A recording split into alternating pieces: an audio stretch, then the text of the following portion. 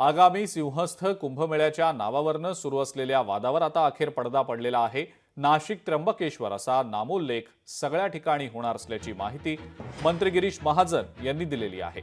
कुठेही वाद नाही आणि त्र्यंबकेश्वरचं महत्त्व आणि नाशिकचं महत्त्व सुद्धा मोठं आहे।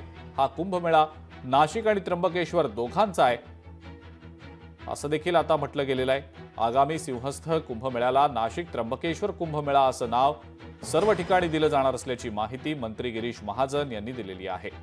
त्र्यंबकेश्वरमध्ये नवीन कुशावर्त करण्याचा सुद्धा मोठा निर्णय घेतला गेलाय।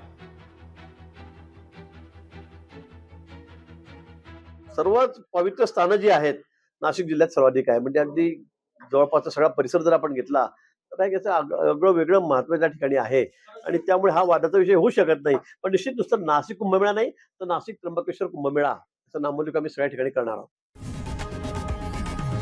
लोकशाही मराठी ऐका, पहा, जागरूक रहा।